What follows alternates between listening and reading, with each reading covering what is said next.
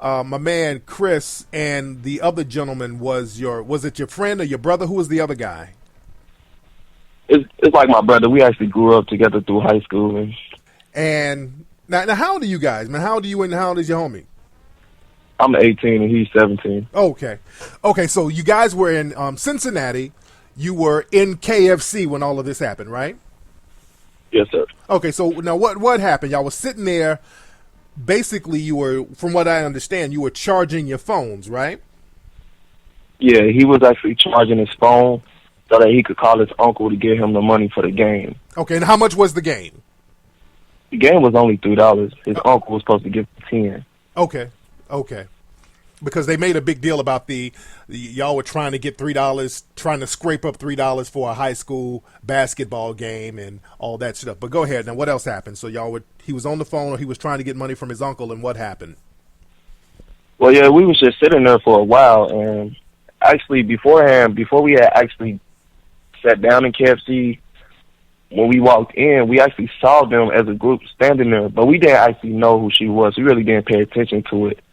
Okay, not too many people know who she is. They know who the character Sandra Bullock played, but a lot of folks just simply don't know who she is. But go ahead. Okay, so we were sitting down for a while, and she comes over, and she sits there and looks at us and was like, "What's up, guys?" And we both just looking like, should we respond to her? Because out of all the stuff that's been going on between the racial profiling with all the black kids and white people, we didn't know how should we respond to her, so we just kept quiet. So to break the silence, she was just like, this is my story, spill it. So we thinking she the manager, we thinking she gonna kick us out if we don't tell her what's going on. So we explained to her what was going on, but we never actually showed her our phones. Like, we never showed her that we was texting people. We just happened to have our phones in our hands, and she asked us what we was doing. We was like, we're waiting on his uncle to call him back so that he could get the money for the game. And so we actually had a conversation for about 5 minutes. She was asking us how school was going, were we athletes, how was our grades, etc. So as the conversation continued on, she asked us, have we ever heard of the movie Blindside? And at that moment, my brother, the person I was with, was like, oh my God, you're the actual mother. Like, not the actor, the actual mother, though. So he actually recognized it before I did. Okay. And as I kept looking at it, I was like, yo, this really is her. So once we clarified that and actually recognized who she was, her friends, who were standing over by the counter and register, started laughing and looking over. And we was looking, like, I thought I was actually on a TV show. I thought I was getting punked or something, because I still didn't believe it for at least 15 minutes. I still didn't believe this was happening. Okay. So we got up and walked over to her friends, and we all started having a conversation. And the guy she was with actually looked like the father from the movie. I don't know who the man was, but he actually looked like the father from the movie, but it turns out he wasn't. Okay. Okay. So how many people were with her? It was probably about 3 or 4, because I remember it was a lady and 2 guys. I can't remember if it's actually a 4th person, but I know it was 3 for sure. Okay. Okay. So you guys started talking to the friends, right? Yeah. And what were they saying? They were all just like, yeah, this is the lady from Blindside, going along with the whole situation. Like, we were never actually aware of that her friend had made the comment, which made Leanne come over to us and speak to us. Right. We were never aware of that. Okay. Okay. They were all grinning in your face like everything was cool. Yeah. Okay. So now what else happened while you were talking to Leanne for about 5 minutes, and then what else happened? Well, we were talking, and she came up with an agreement. Well, if I treat you guys to the game, will you do a good deed tomorrow? And we sat there and thought about it at first because we thought she was bluffing about the whole situation. Okay.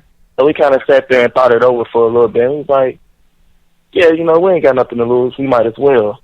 So we agreed to it.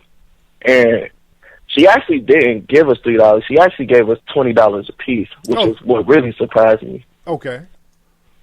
So she gave us $20 each. Okay. She asked us where was the game at, and I told her it was immediately 3 men walk up the street. And she was like, oh, you guys want to ride with us? So we was just like, nah, we just going to wait here for a minute. So after she handed us the money, she was just like, hey, you know what? This would be a great time for a picture. And we was in the midst of still believing that we actually just met the actual mother of Michael Orr. So we just kind of went along with this situation. Like, you know what, might as well. So I had it on my phone too. Like, you know, I want to show my friends that this was a great experience, that I actually got to meet the actual mom of Michael Orr. So we both took pictures on both of our phones, and that's basically how the situation ended. Okay. We all said goodbye and stuff too, like that. Oh, okay. Okay. Because some people were mentioning even on your Instagram how you were like saying how it was a lucky day, so you were kind of excited about it, right? Yeah, I was actually excited to meet her. Okay.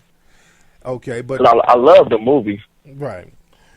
And a lot of people are making it seem like this is this big white savior thing, because I'm not comfortable with how things went down personally.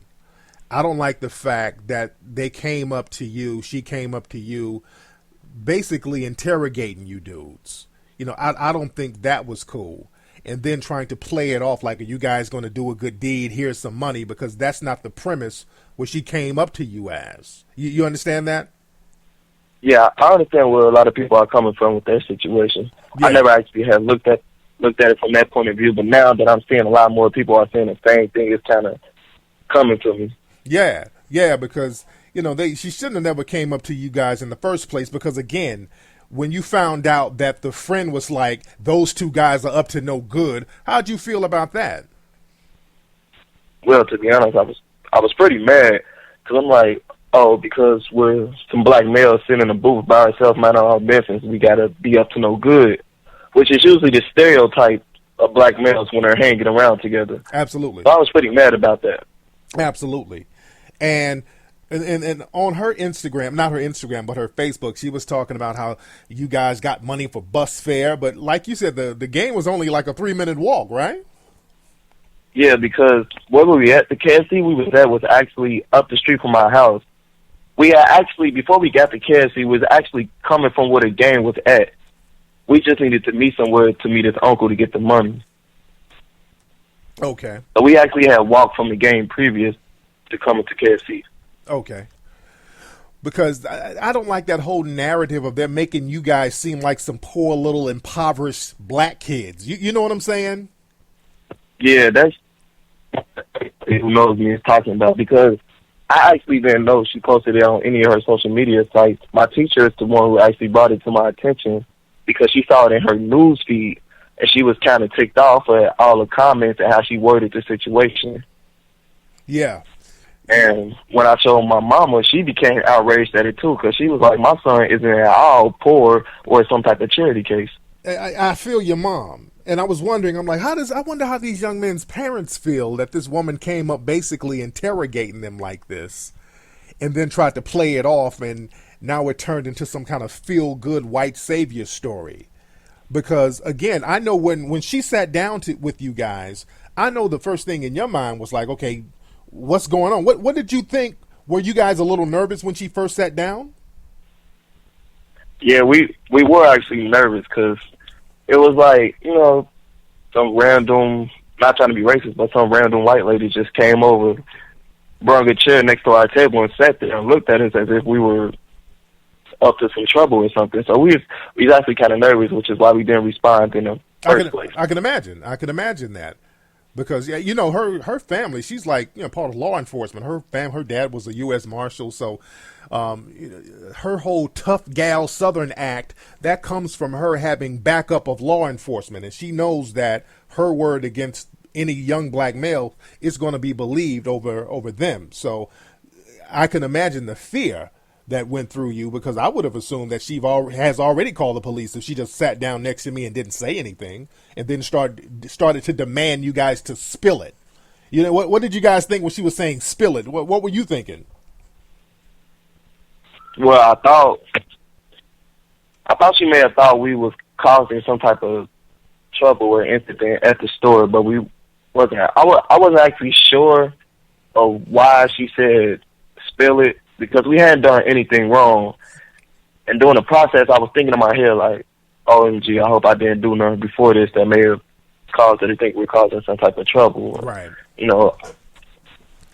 And that's unfortunate, man, that we have to be on alert and we have to be in a position where we are interrogated by suspected white supremacists, and that's a very unfortunate thing for black people around the country. That goes back into that whole Jim Crow era where black people have to explain their presence to people. And we have a lot of racial incidents that's popping up in this country, and it's not being addressed. And black people around the country are being terrorized psychologically and physically. So you were definitely in the right to be concerned about this woman's intentions, even though this was her establishment. You didn't know that. And again, you don't know what a person is going to accuse you of.